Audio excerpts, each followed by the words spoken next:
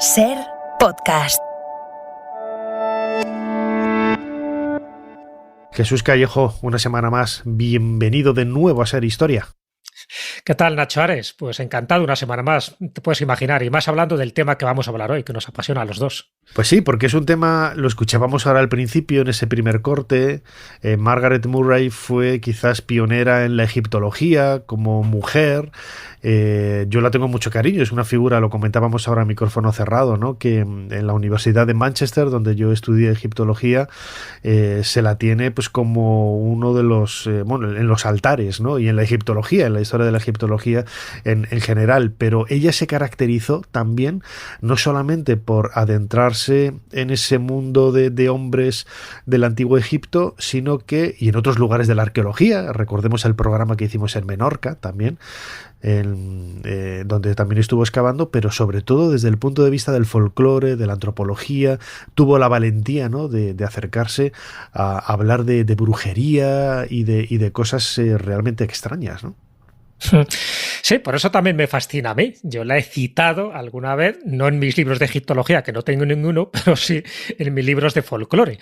Y un libro que tengo, que se llama Breve Historia de la Brujería, pues hice referencia obligada a ella, porque ella se la considera un poco la abuela de la Wicca, luego un poco comentaremos por qué se la considera, pero tuvo la valentía de una mujer con esa... Bueno, pues con ese bagaje académico que ella tuvo. Está, de hecho, considerada la primera egiptóloga, la primera profesora de egiptología en su momento en Inglaterra y, bueno, y pionera en tantas y tantas cosas. Entonces, que tuviera la valentía de acercarse a un mundo, pues ya sabes, casi siempre marginal, que es el mundo de la brujería, del satanismo, de las hadas y de tantas y tantas cosas, incluso de rituales, porque ella también practicaba sus rituales, pues eso la generó una cierta polémica, también controversia con sus colegas, la intentaron desacreditar en algún momento, sobre todo a raíz de su muerte. Ya sabes que cuando no está viva para defenderse, pues muchas veces los chacales pues van a morder el hueso.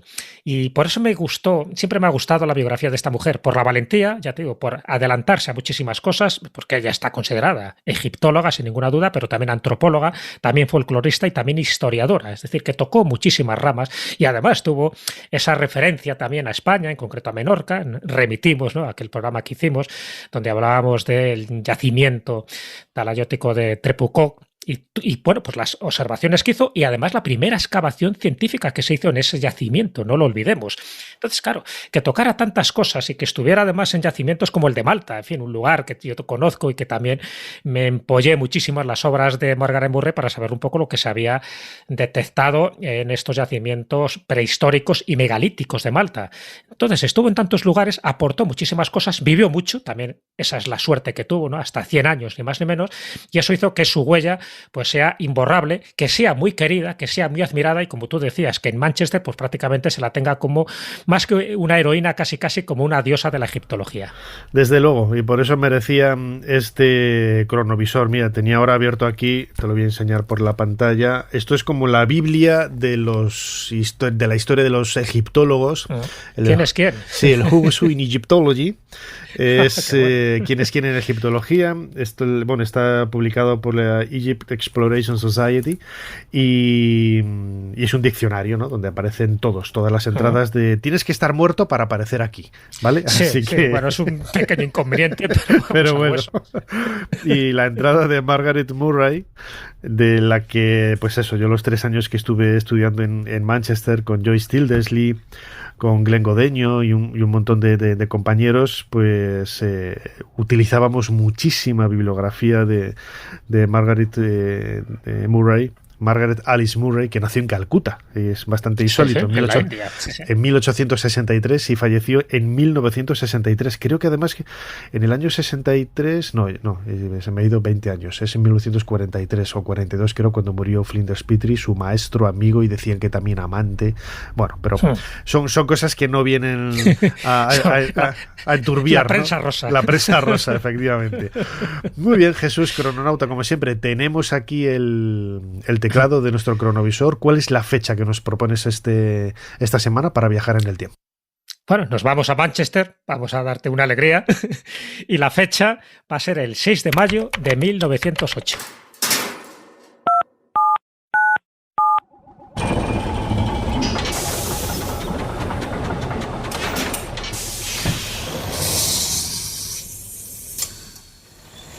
Adelante, pasen. Jesús Callejo les está esperando junto al cronovisor.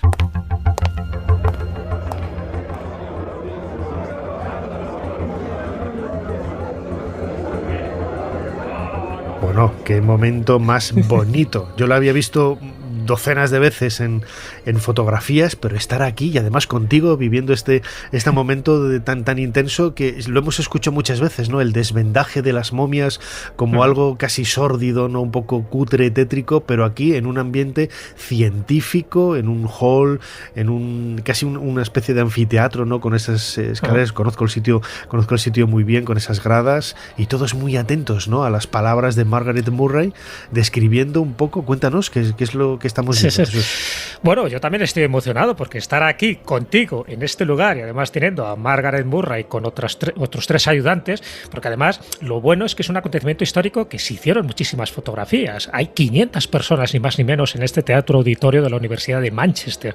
500 personas que, se dice pronto, prácticamente todos ellos pertenecen a la Asociación Egipcia de Manchester, muy interesados en saber lo que va a ocurrir ahí, porque es el desvendaje de una momia. Es verdad que por entonces esto era algo relativamente habitual, porque bueno, era exótico, también era científico el ver que había en el interior de esas vendas, que normalmente pues aparecen, como tú bien sabes, pues distintos talismanes, en fin, distintos elementos protectores para ese viaje a ultratumba.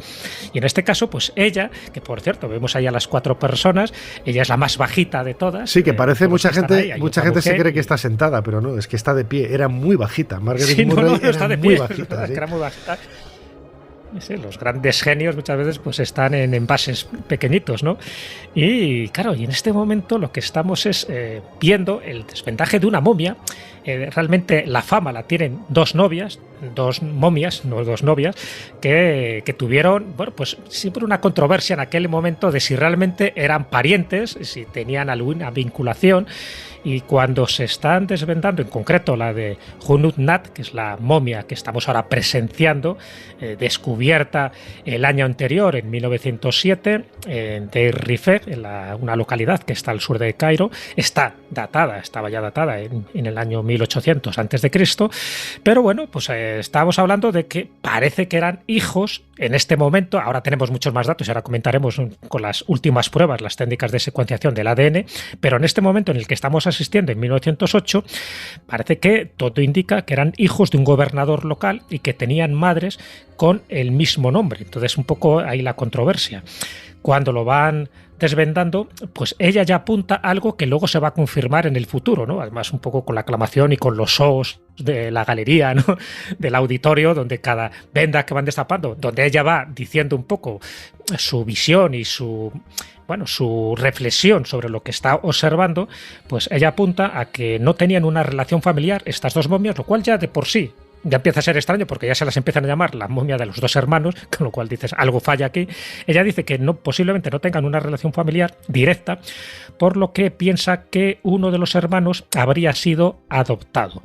Fue este primer evento, primero se puede considerar como el desarrollo de la paleopatología, es como una disciplina científica, porque hasta ese momento pues ya sabes que había como muchas disciplinas dentro de lo que era la antropología, dentro de lo que era la arqueología, pero la paleopatología, es decir, pues el desvendaje de momias, y a la vez como no deja de ser cápsulas del futuro, y en este caso pues una cápsula recogida del pasado para saber quién eran los egipcios de aquella época y para saber muchísimo más de cómo era su cultura, de cómo se momificaban, de todos estos amuletos protectores hacia el más allá, incluso de enfermedades que podían tener. Por eso, gracias a las nuevas técnicas de secuenciación del ADN, podemos saber mucho más de estos dos hermanos.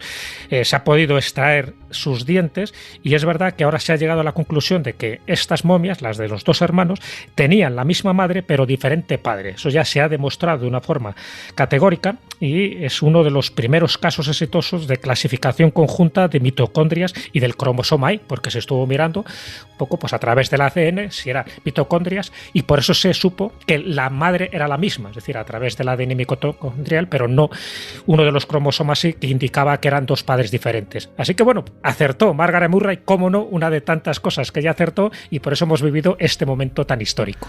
Claro, la tumba de los dos hermanos es quizás para los que nos hemos acercado en algún momento a estudiar el mundo de los faraones, fue muy célebre ya en aquella época cuando se descubrió en 1907, porque estaba en un emplazamiento de Rifaj, fue descubierta por Flinders Petrie, el padre de la arqueología, ¿no? De la arqueología moderna, y estaba en un contexto del Reino Medio, del Imperio Medio, más o menos hace casi 4.000 años, ¿no? En el 1800 antes de nuestra era, en la dinastía 12, y pertenecía a dos hermanos, por los textos que había en el lugar, parecía que hacía referencia a dos hermanos y que eran sacerdotes, ¿no? Eran sacerdotes. Además, el lugar en donde estuvieron, donde aparecieron en el patio de la tumba de uno de los gobernadores de la zona, nos estaba hablando pues de una cercanía con los estratos más altos de la sociedad, y sobre todo porque la tumba, aunque era muy pequeña, era un simple pozo con una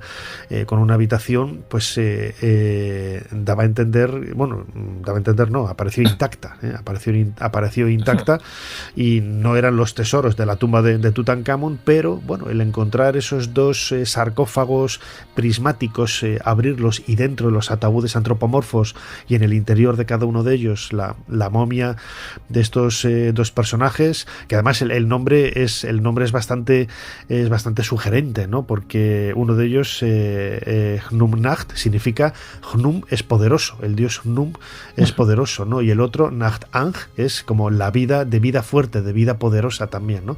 Utilizan el mismo adjetivo poderoso, que es también un nombre muy común, luego sería en el Imperio Nuevo, en el Reino Nuevo.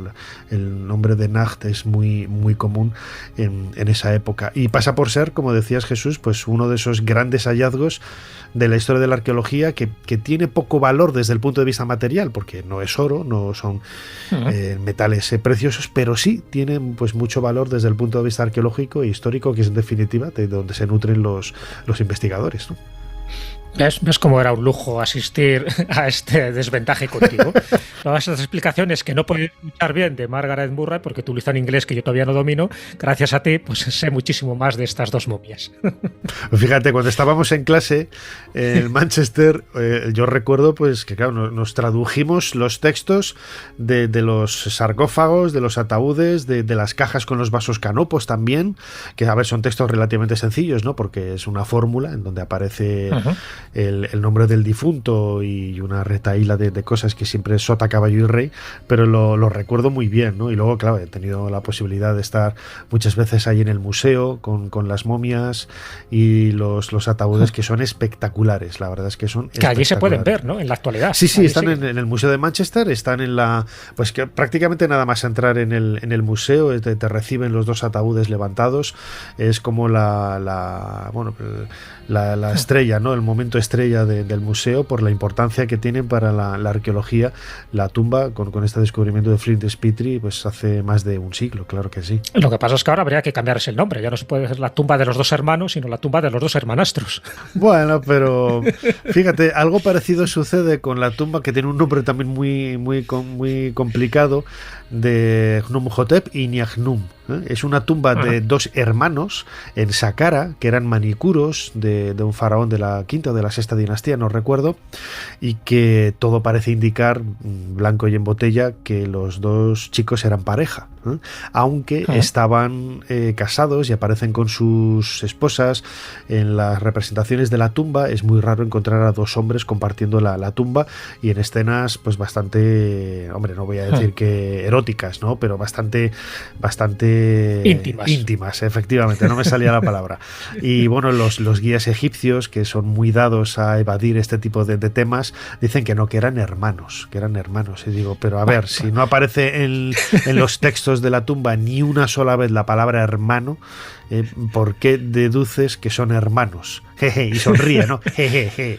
Para cubrir con un tupido velo. Claro que sí.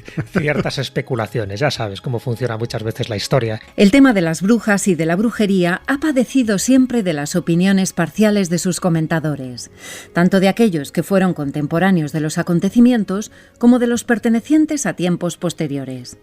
Por una parte, tenemos a los escritores que, habiendo dispuesto de testimonios de primera mano, creen implícitamente en los hechos y dan de ellos la injustificable interpretación de que se debieron a poderes sobrenaturales.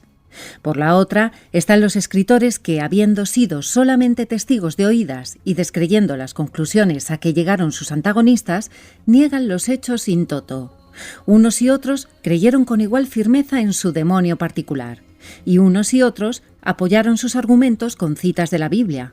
Pero, dado que los creyentes en la brujería podían presentar más textos que los no creyentes y que tenían en sus manos un argumento tan incuestionable como el de la pitonisa de Endor, los no creyentes en la brujería, que no se atrevían a contradecir la palabra de Dios, se vieron obligados a recurrir a la teoría de que las brujas padecían alucinaciones, histerismo y, para usar la correspondiente palabra moderna, autosugestión.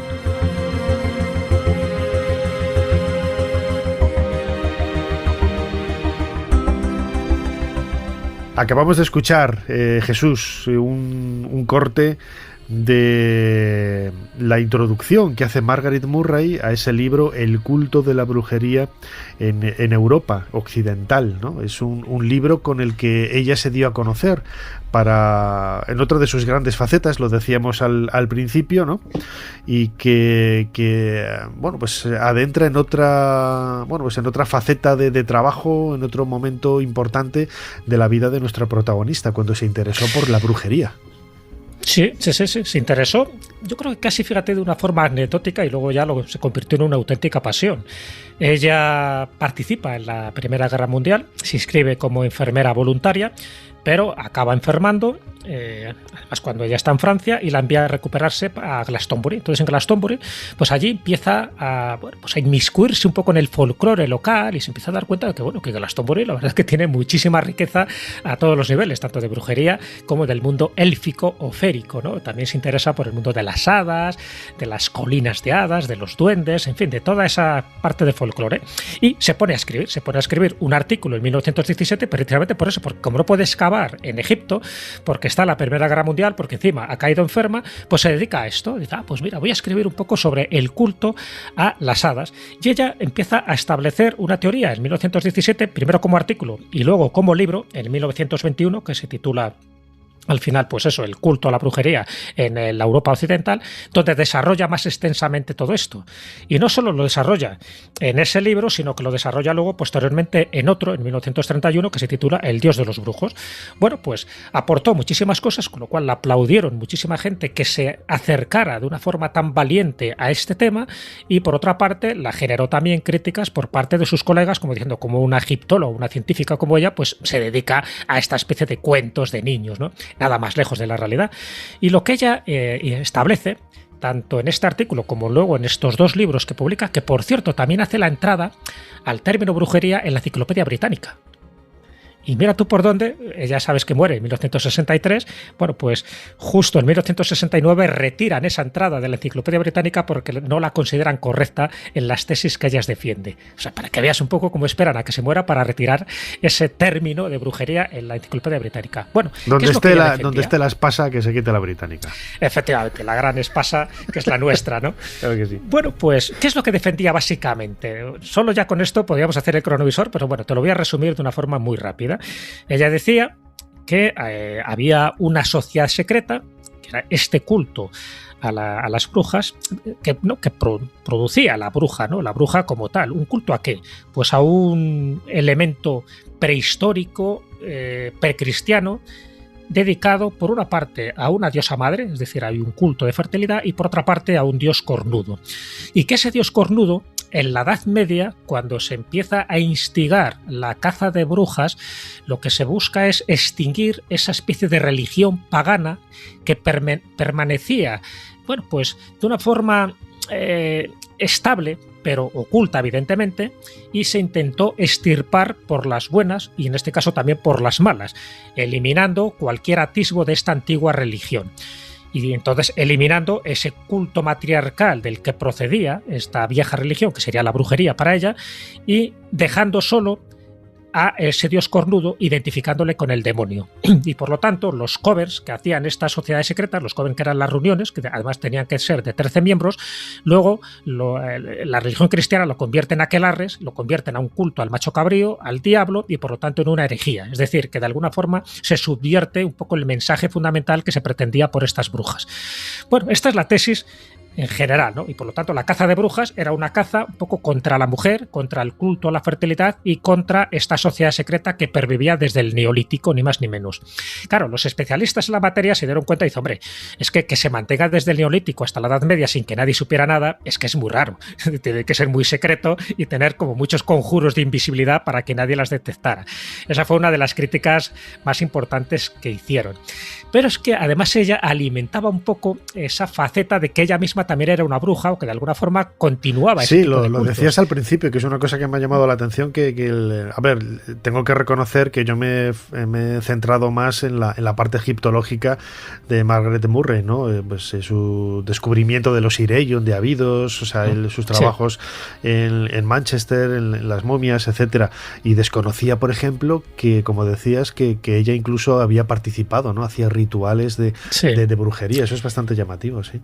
Te cuento dos. Sí, no es demasiado conocido porque es verdad que ella en su autobiografía, en mis primeros 100 años, como así la tituló de una forma irónica, justo lo publica y se muere, pero bueno, eran mis primeros 100 años, como es que esperaba vivir muchísimo más, un poco lo que le pasó a Alexander David Neal, ¿te acuerdas? Que a los 100 años renovó el pasaporte, diciendo yo quiero seguir viajando. Bueno, pues a Margaret Murray la pasaba un poco parecido. Te cuento dos anécdotas muy significativas, además que una de ellas tiene que ver con el mundo de la egiptología, y es conocida la maldición que lanzó sobre un famoso académico checo, que era Jaroslav Černý, y le lanza una maldición porque fue ascendido al cargo de profesor de egiptología en la University College de London, porque ella pensaba que el que tenía los méritos, el que merecía ese honor, era su amigo Walter Bryan Emery. Y entonces lo que hizo Margaret Murray, fíjate, era mezclar ingredientes en una sartén de una serie de potingues que no llegó a decir qué, en presencia de dos colegas y diciendo que estaba lanzando una maldición contra Jaroslav Černý. Claro, esto aumentó un poco su fama, ¿no? Dice, bueno, ¿qué habrá hecho? ¿Qué conjuros? Pero claro, ella sabía muy bien este tipo de recetas secretas y casi sagradas, ¿no? Porque ella dijo que el vuelo de las brujas, por supuesto, no era un vuelo real, que estaba totalmente motivado por la ingesta o sencillamente por el frotamiento de plantas, sobre todo de la familia de las solanáceas, que te generaban unos efectos, estos alcaloides, y unos efectos con la sensación de que estabas realmente volando. O sea, que ella también se adelantó un poco a esa teoría de que evidentemente las brujas no volaban en escobas, sino sencillamente era el efecto alucinógeno de estas plantas que te hacían entrar en trance y generar un estado alterado de conciencia. Bueno, pues ese es uno de los rituales que hizo, y el otro, durante la Primera Guerra Mundial, ella creó una imagen de cera del Kaiser Guillermo II y lo fundió delante también de unos colegas, como diciendo que eso le iba a crear un maleficio porque consideraba que era uno de los causantes de que se hubiera producido esa Primera Guerra Mundial. Entonces, claro, este tipo de gestos, de actos, pues te puedes imaginar que acrecentaron su fama brujeril. Si encima empiezas a escribir sobre ella, sobre la brujería, empiezas a decir que las brujas siempre han estado ahí, que es una especie de coven secreto, que hay una magia o una brujería ritual y otra operativa, que hay conjuros.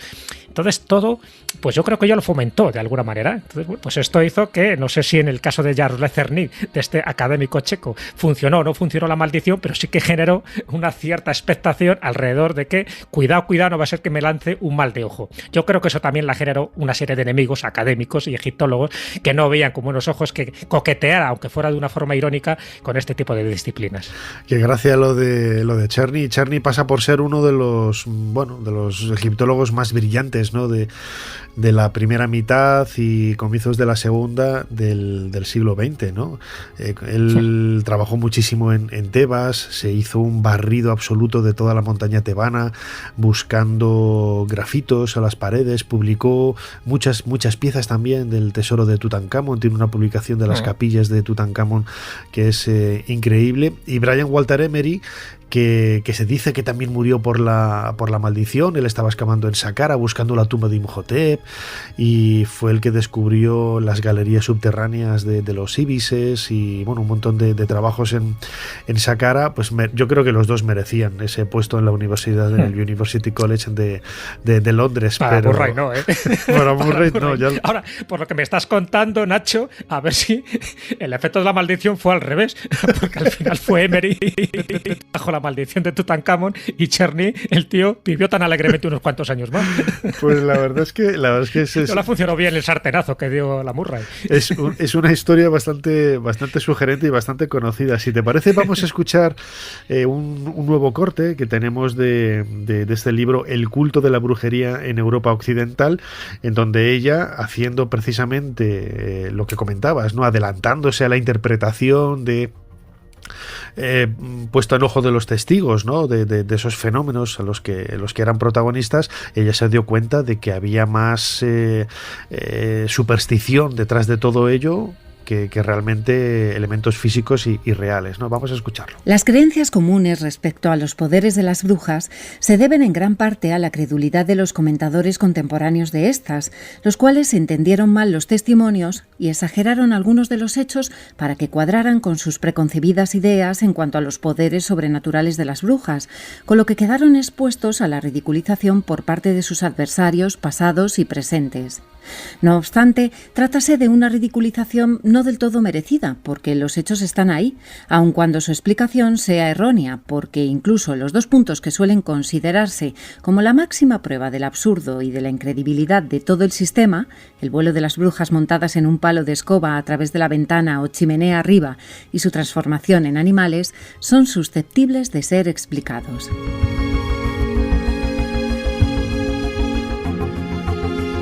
Jesús, como decía Margaret Murray, muchas veces depende un poco, lo podemos leer entre líneas, ¿no? De la cultura, de la educación, de las personas que participan en esos rituales. Para ellos es una vivencia absolutamente real y están contando su verdad, ¿no? Pero bueno, Margaret Murray fue la primera en adelantarse a decir, vale, sí, la brujería puede existir, hay que entenderlo en un contexto, pero ojo, que nadie vuela encima de una escoba, ¿no? No, ella distinguía claramente la brujería satánica, es decir, la que intentaron erradicar los brujólogos y la Inquisición, tanto católica como protestante, a lo largo de los siglos XV, XVI y XVII. Ella distinguía eso de lo que era la brujería folclórica tradicional, pagana y dedicada, ya te digo, a ese culto diánico. Además, ella llamaba a esta brujería ritual, esos ritos de fertilidad, el culto diánico, por una razón, porque pensaba que esa gran diosa primigenia tenía que ver con la diosa Diana dentro de la mitología romana y por lo tanto tenía un partener masculino con cuernos que era el dios Jano, además bifronte, el dios Jano, que era el dios Diano. Es decir, que ella utilizaba la etimología para darse cuenta de cómo ese Diano se convierte en diablo y luego el dios de la fertilidad, que tenía que ver con los rituales de la naturaleza, pero para nada con el Satán del cristianismo, cómo la Iglesia lo convierte, esa brujería lo convierte en una brujería satánica y por lo tanto se la persigue. O sea, que en eso yo estoy de acuerdo con ella. Lo que no estoy de acuerdo con ella es en eso, en de que se hubiera mantenido en secreto durante tantos y tantos siglos, ¿no? Y que nadie lo hubiera percibido. Fíjate que en aquellas épocas la herejía, cualquier persona que dijera algo que iba en contra de la ortodoxia oficial católica o cristiana en general, pues era quemado automáticamente. Entonces era muy difícil que esto se hubiera mantenido tan oculto a lo largo de tantos años. Pero sí es verdad que ella crea las bases de lo que luego se consideraría un poco lo que es la antigua religión o la Wicca. Es decir, uno de los grandes defensores de la Wicca, que era Gerald Gardner, se sabe que se inspira directamente en las teorías de Margaret Murray, precisamente por la credibilidad y por todo el peso académico que tenía esta mujer. Gerald Gardner, en el año 1954, publica un libro que es La moderna brujería, que se convierte pues, en el manual un poco de referencia de esa Wicca, donde hacen referencia también a estos cultos prehistóricos desde el Neolítico, a una diosa y a un dios, ¿no? Pero dando más importancia al matriarcado, hasta el punto de que Margaret Murray, que también es un dato poco conocido de ella defendía la existencia de las hadas, pero no de la existencia de las hadas como criaturas fantásticas o como criaturas mitológicas, sino que ella pensaba que cuando se hablaba de la colina de las hadas, sobre todo en Irlanda, eran leyendas que mencionaban claramente que eran residencias subterráneas de personas físicas y humanas, pero escuálidas por el tipo de alimentación y por el hecho de vivir siempre bajo tierra, y que eso luego generó la leyenda de que eran seres sobrenaturales, pero que ella piensa que esas hadas como tal existían y que luego, por ejemplo, William Shakespeare y otros las convirtieron pues en personajes de fábula, ¿no? En personajes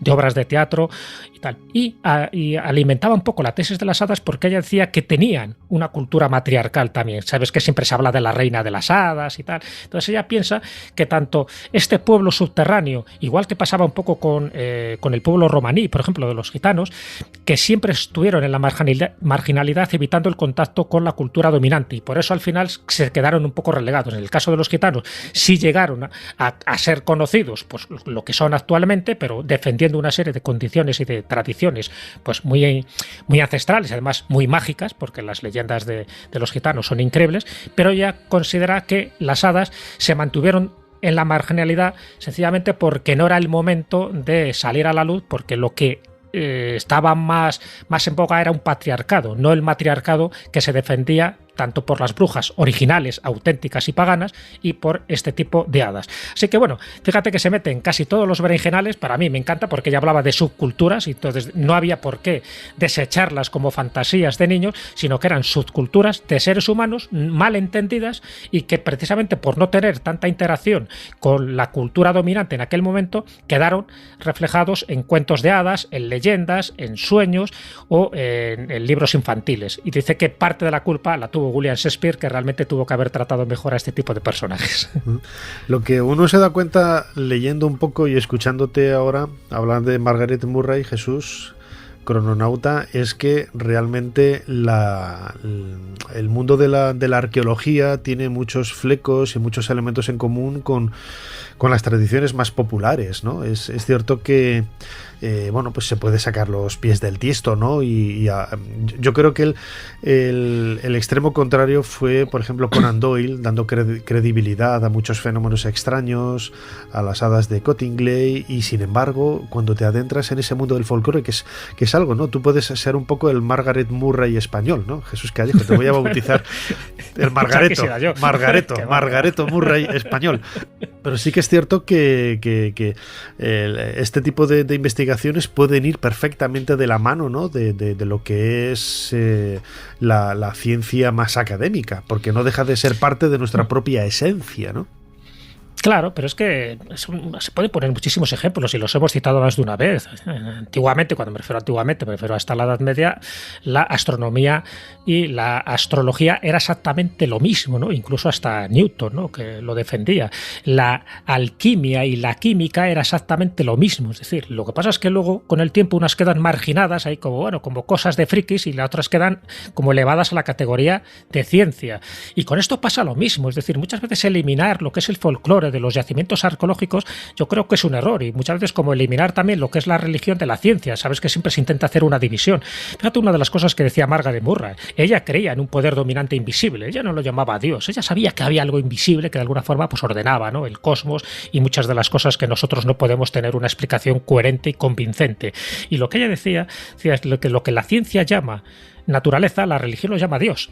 Dice, pero en el fondo son como dos perspectivas diferentes de un mismo fenómeno. Entonces, que no había que cerrarse, ¿no?, a investigar este tipo de temas marginales y que parece que no eran académicos, porque en el fondo subyacía una serie de verdades que podían completar el puzzle de muchos de esos yacimientos arqueológicos, donde, por ejemplo, con los egipcios, y tú lo sabes bien, igual que pasa con los babilónicos o con los romanos o con los griegos, es que sus creencias, sus mitologías son tan esenciales que si no entiendes un poco en lo que creían ellos, en los dioses que creían, es muy difícil entender también su modus vivendi. Entonces Margaret Murray lo entendía perfectamente, y por eso coqueteó un poco con esas dos disciplinas, vamos a llamarla, con la ortodoxa y con la heterodoxa. Y para mí, por eso, la he elevado un poco a esa categoría de grandes científicos con la mente abierta, ¿no? Y que desde hasta el último momento, porque bueno, ya la artrosis la impedía escribir, ¿no? Cuando ya se tuvo que refugiar casi los últimos 18 meses de su vida en un hospital británico. Pero hasta ese momento ella estaba manteniendo posturas de este tipo. Incluso ya sabes que se la convierte en una adalid de ese feminismo de la primera ola, porque también entendía de que por qué se tenía que marginar el University College de Londres, por ejemplo, a las mujeres, si tenían también una categoría intelectual igual o superior a la de sus colegas. Entonces ella defendió también esa postura. Por supuesto también la cayeron collejas por todos los sitios. Entonces estas son las cosas que es lo que hace que se la reivindique actualmente y que, fíjate, los años que han pasado, ¿no? Ya desde su nacimiento y también desde su muerte, se la siga reverenciando, como tú decías, no solo en Manchester, sino en muchísimos lugares por las disciplinas que tocó. De hecho, nosotros estuvimos en Menorca y en Menorca se la recordaba también con mucho cariño, porque la labor que hizo allí en Menorca, en este yacimiento, además ella no solo estuvo haciendo las excavaciones durante los años 1930 y 31, sino que ella regresó, por ejemplo, en 1949, cuando ya era octogenaria, y fue hasta Mahón. Y le hicieron un homenaje, el Ateneo le hizo un homenaje, la nombró socia de honor, fue acompañada de su sobrina y recibió todo el cariño, ¿no? Porque se dieron cuenta de que había hecho la primera excavación científica en el poblado talayoico de Trepucó, y además con otras mujeres, ¿no? Ella estaba también Edith West y estaba Hilda Campion. Es decir, que muchas mujeres fueron pioneras. Lo que pasa es que ella, es verdad que pisó a otras, igual que ella también, y tú lo sabes bien, Nacho, fue eclipsada por Flinders Petrie. Sí. Fue la ayudante, fue la copista, fue la ilustradora de Petrie. Petrie se llevaba casi todos los honores, pero hoy se sabe que mucho de ese trabajo de campo, mucho de ese trabajo laborioso, oculto, pues lo hizo Margaret Murray. Pero bueno, Petrie era Petrie en aquel momento y era un dios. Desde luego, yo siempre lo he dicho, ¿no? Yo creo que es cierto que ha aportado mucho y se le considera el padre de la arqueología, pero yo creo también que está infinitamente sobrevalorado.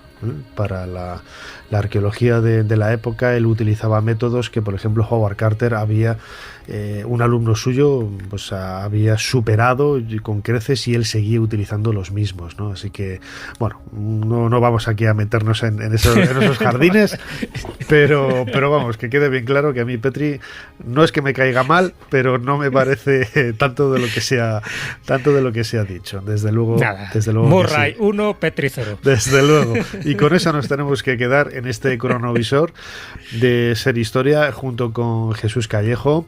Jesús, como siempre, la figura de Margaret Murray es fascinante. Ya hablamos de ella en otro cronovisor. Seguramente volveremos a traerla con nosotros porque tiene infinidad de perfiles en su biografía, en su vida, con un montón de temas interesantes. Jesús, como siempre, muchísimas gracias una vez más por habernos ayudado a hacer un poquito más de historia. Ha sido un auténtico placer, y más esta vez estando contigo en el Museo de Manchester. ¡Qué maravilla! Suscríbete a Ser Historia. Todos los episodios y contenidos adicionales en la app de Cadena Ser y en nuestros canales de Apple Podcast, Spotify, iVoox, Google Podcast y YouTube. Escúchanos en directo en la Ser los domingos a la 1:30 de la madrugada. Cadena Ser. La radio.